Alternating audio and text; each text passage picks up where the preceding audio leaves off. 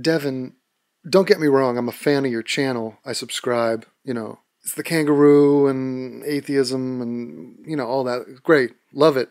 But you're sounding a little conspiratorial when you're trying to make these ridiculous connections between Al Jazeera and the Young Turks. We understand you don't like Cenk. Who could like Cenk? He's a dopey putz. But that doesn't mean he's in cahoots with Al Jazeera. You sound like a conspiracy theorist. This is like 9/11 truther shit. The Young Turks are just a bunch of progressive social justice nutjobs who pat themselves on the back and engage in daily circle jerks where they talk about the same 5 things over and over. Have I mentioned Iraq? Fuck white people. Fuck the cops. Fuck America. It's the same stuff. So please do not make outlandish claims that the Young Turks have some sort of partnership with Al Jazeera. It doesn't exist, and it discredits everything else you're saying.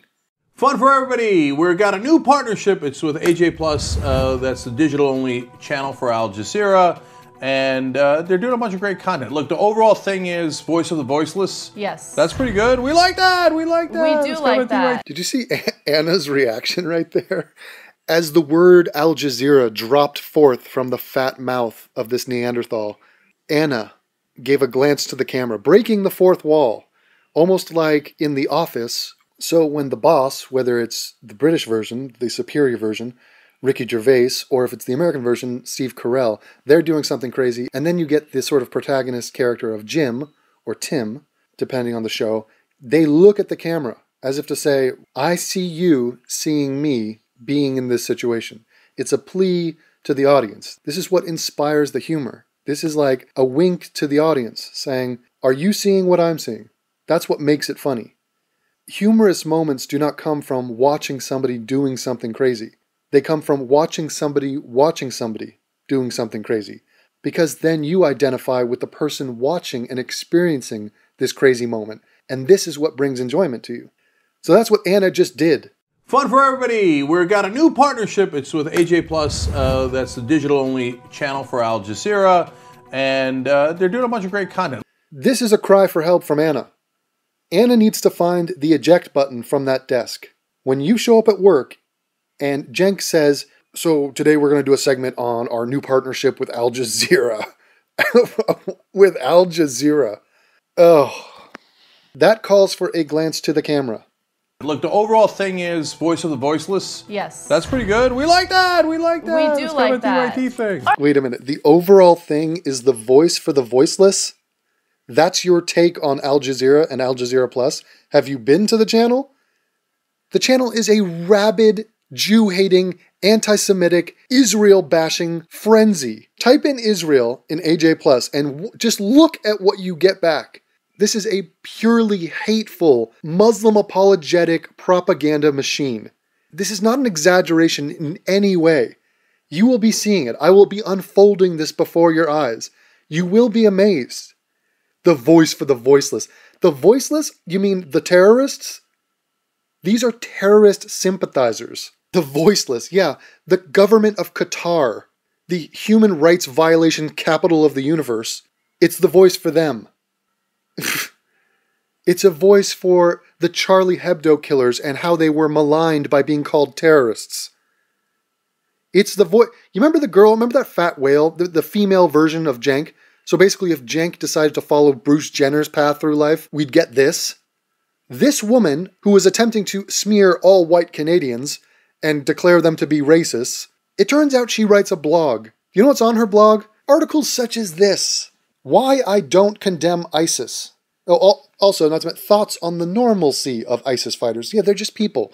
That whole article is about, I can understand, I sympathize with them, they're just regular people, I get it. This fucking whale is just an outright supporter of terrorism. It's insane.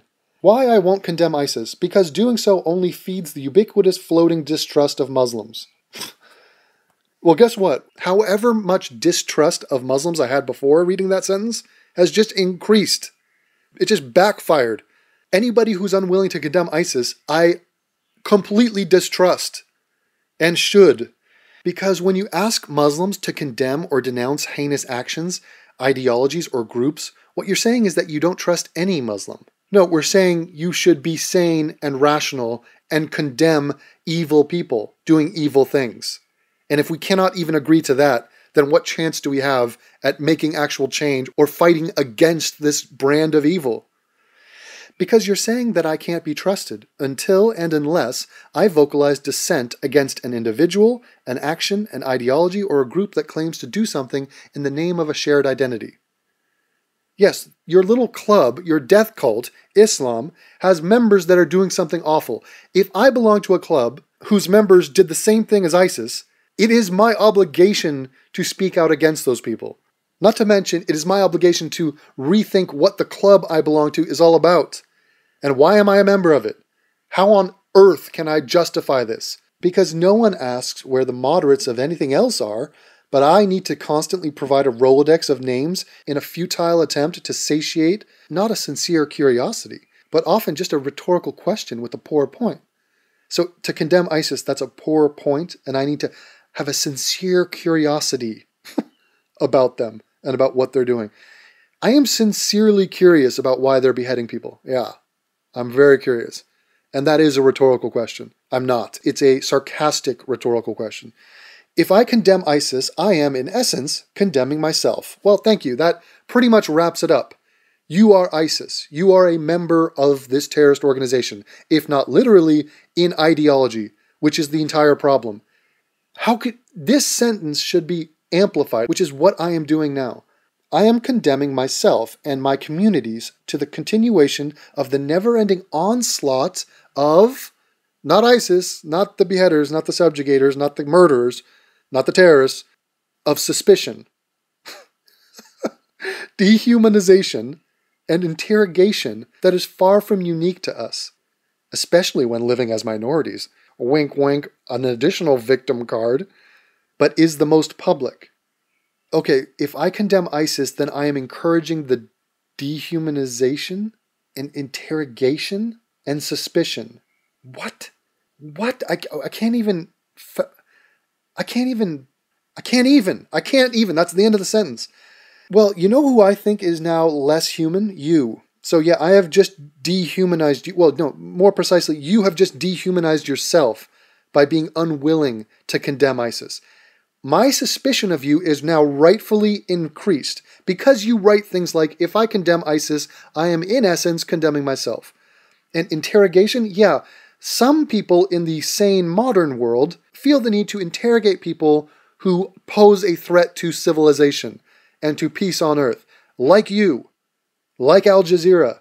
This is a good thing. This is a preventative thing.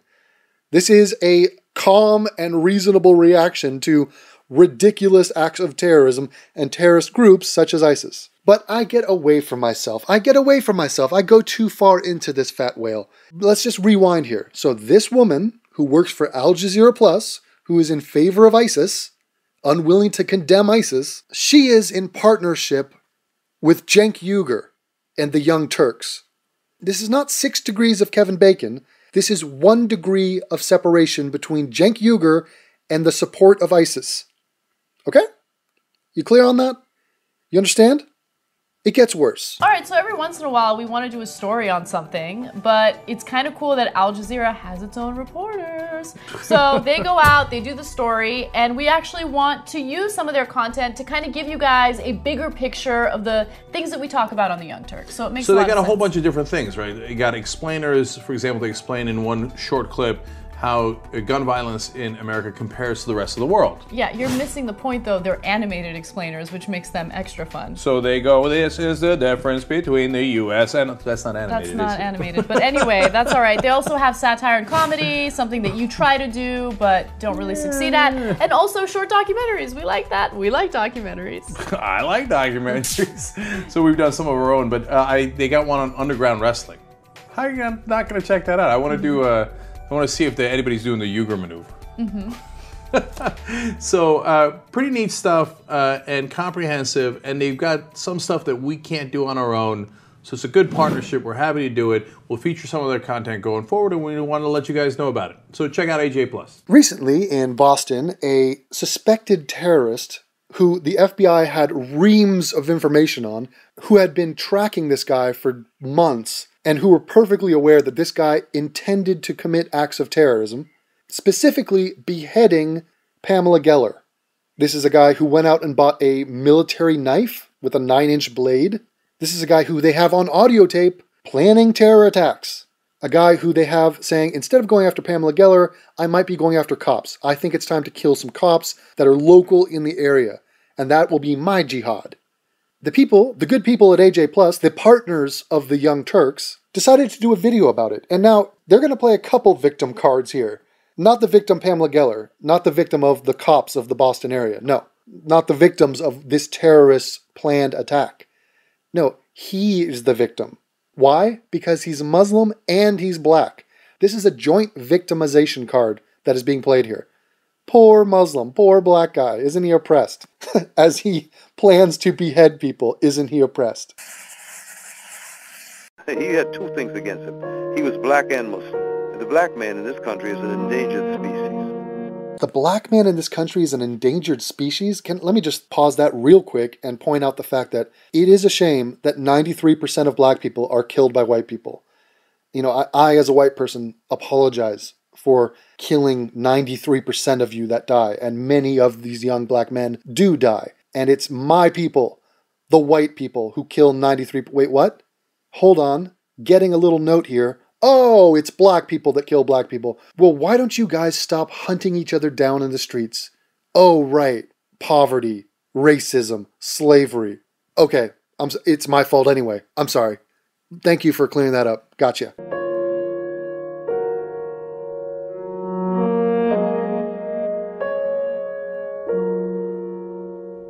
He's accused of plotting to behead a police officer. He's accused. He's accused. He's accused because he was plotting to behead a police officer. No, it was actually Pamela Geller he was going to behead. He was just going to kill police officers. I love the fact that as they're painting this erroneous bullshit, like, you know, it's allegedly he's accused of, here's a false accusation of, they're showing the fucking knife that they found the guy holding. Look, the raindrops on the knife. That's because it was a rainy day in Boston. This is the knife the guy had on him as he was lunging at police officers and FBI agents who simply wanted to talk to him. But no.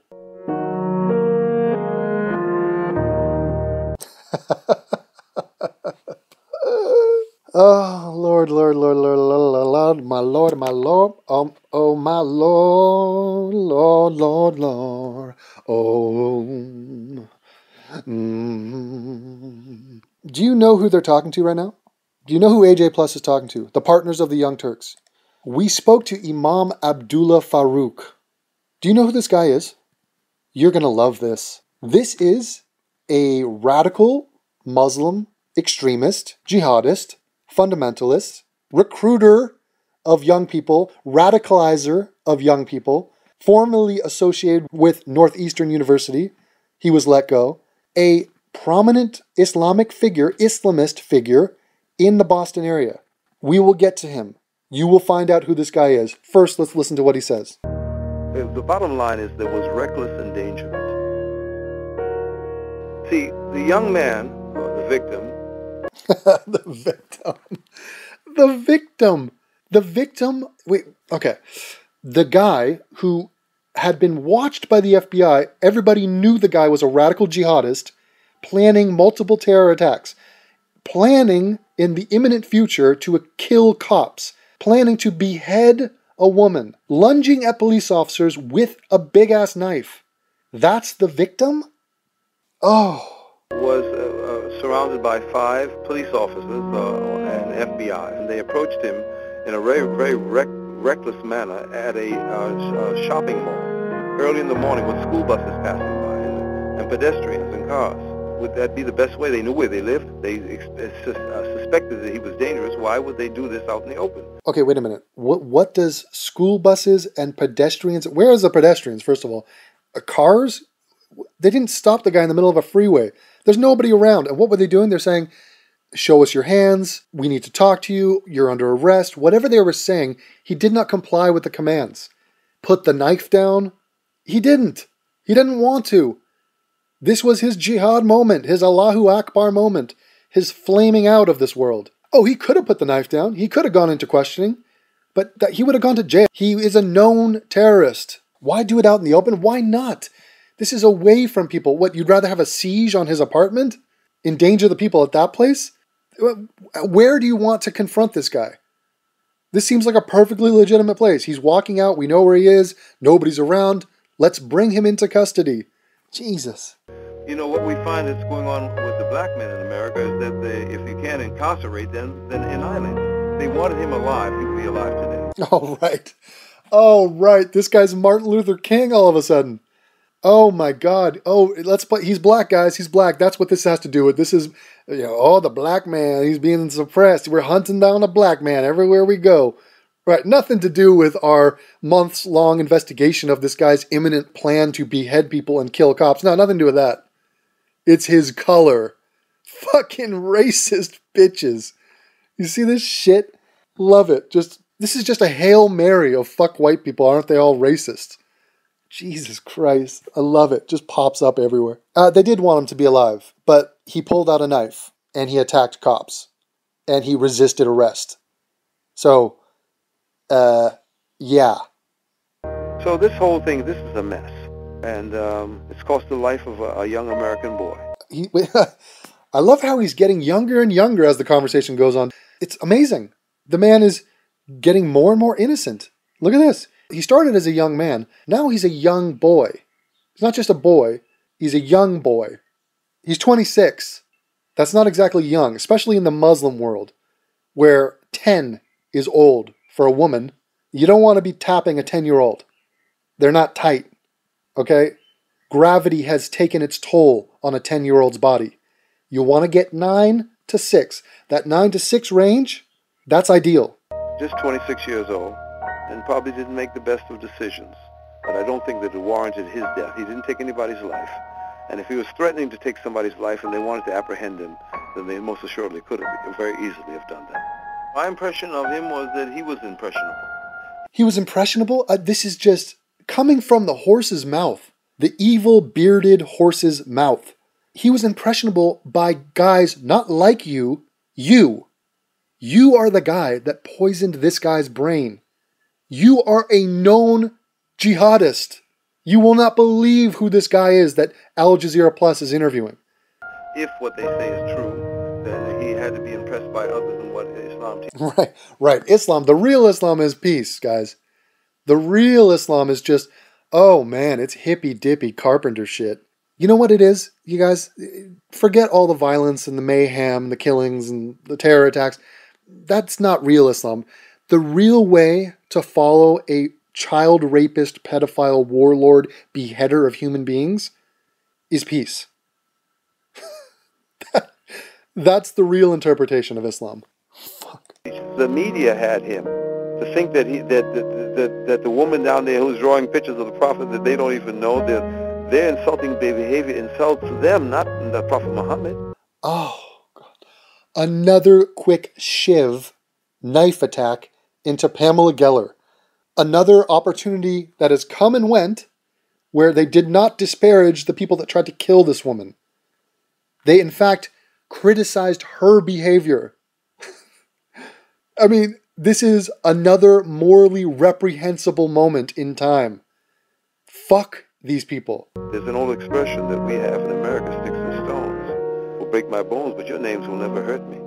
So we have to take a higher ground unless we get caught up in the muck and mire of their diatribe. And this guy from Arizona, the ex-Marine, who is a subscriber of mine, who has been sending me private messages and is going to be playing my video on his website, how apropos is his t-shirt now? Yet another vicious, ridiculous situation where a guy is planning on beheading people in America in 2015, and the simplistic yet poignant message of fuck Islam seems completely appropriate. I'll widen it out for you.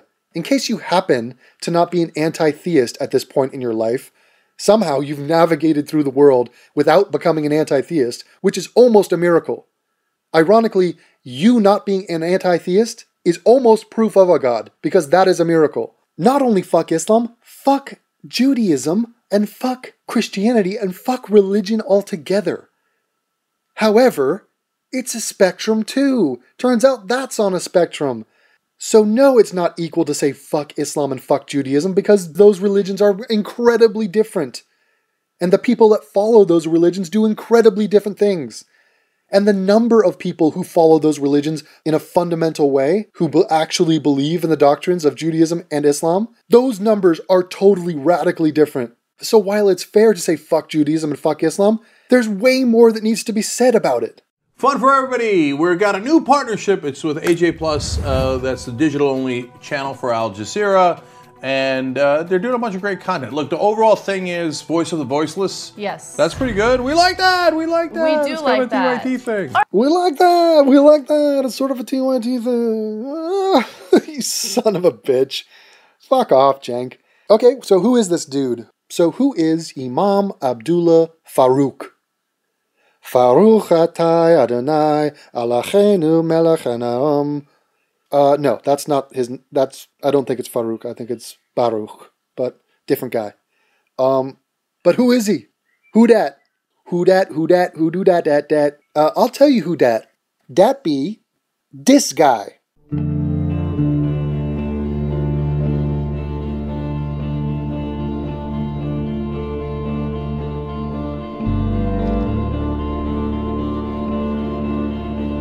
In 2004, FBI Director Robert Mueller held a press conference where he revealed the 7 most wanted al-Qaeda terrorists in the world.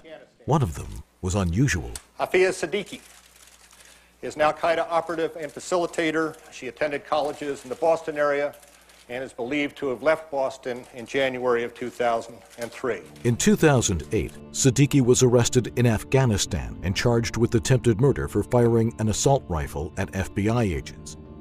She was caught with plans for a chemical attack on New York City and a large quantity of cyanide. She is now serving an 86-year prison sentence. The case of Hafia Siddiqui is significant, and I think it's a great example of how a seemingly attractive, smart, well-natured, good-natured person, American citizen, could become a jihadi. How is it that she came to be a MIT grad and then gets arrested overseas as an al-Qaeda operative?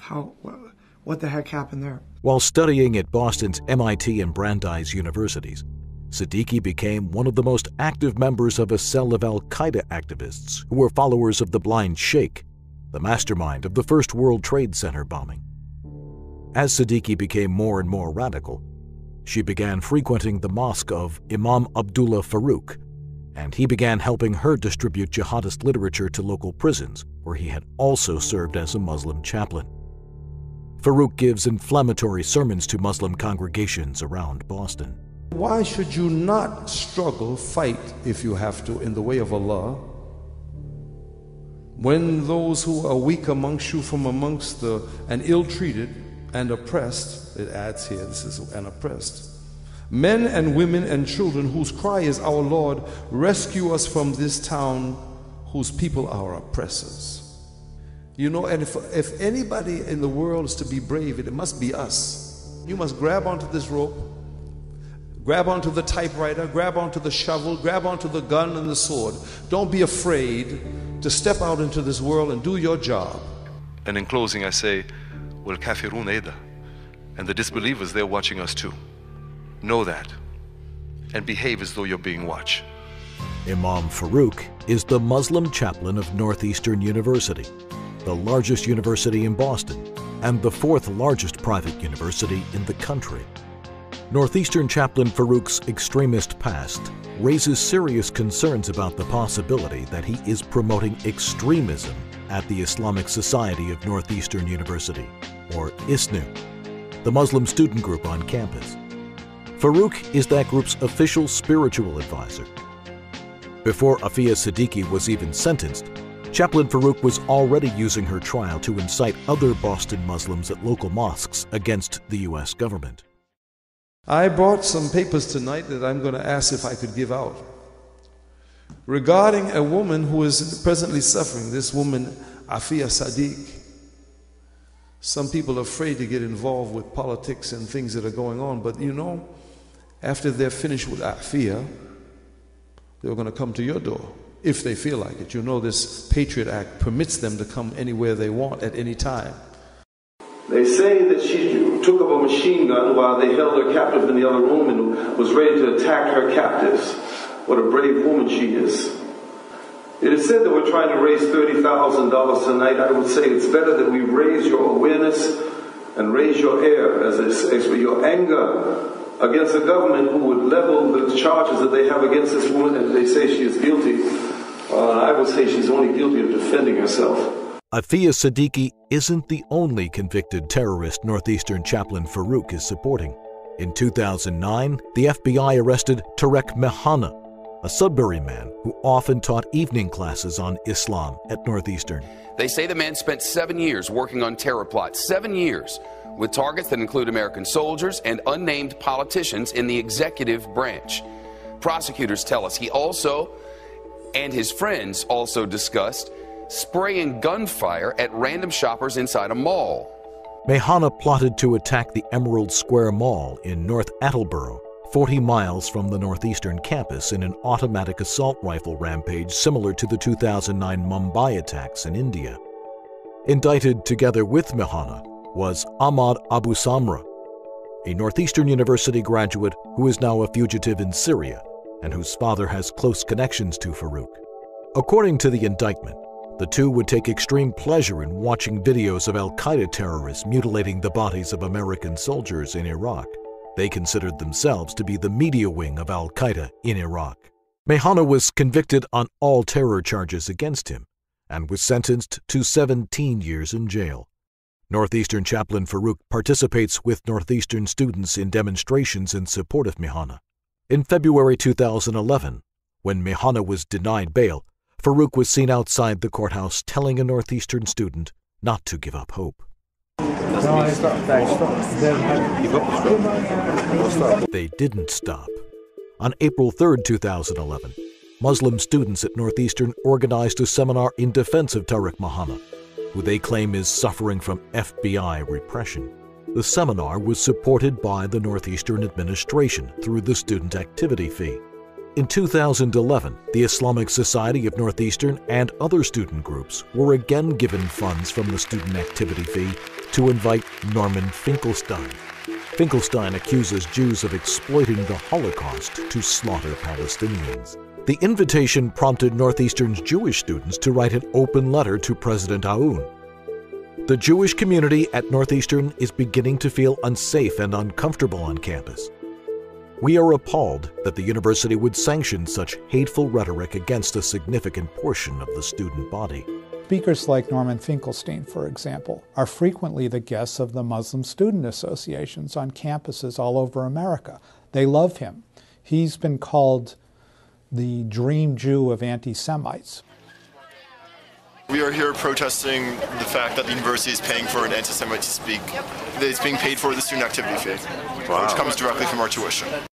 If you judge by income, American Jews are now, by a significant margin, the wealthiest ethno-religious group in the U.S.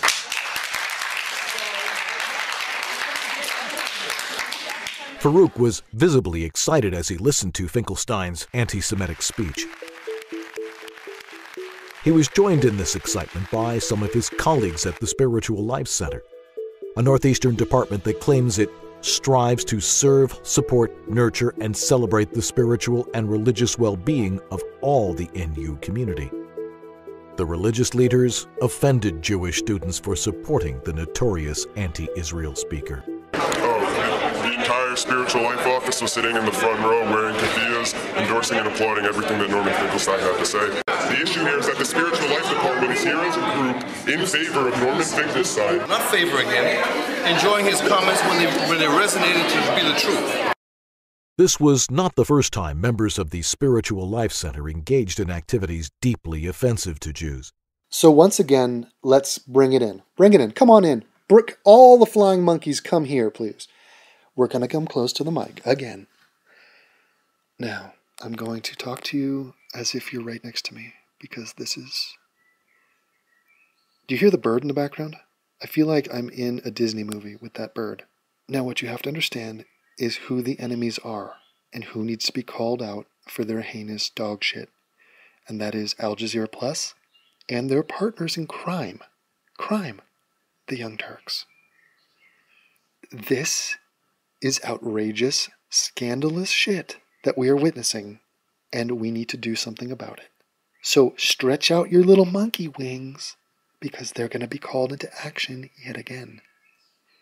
You must fly. You must tell the Young Turks. You must tweet the Young Turks.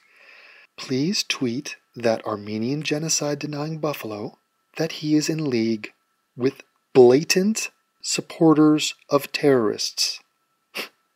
This should have been known when you get in bed with Al Jazeera. Tweet Anna Kasparian. Point out her hypocrisy. Tweet Al Jazeera Plus. Now I want you to fly. Fly. Fly. Fly, my pretties, fly. And if you see Dorothy or her little dog, tell her I will get her too, because Dorothy is also a Muslim apologist and a supporter of Islamic terror.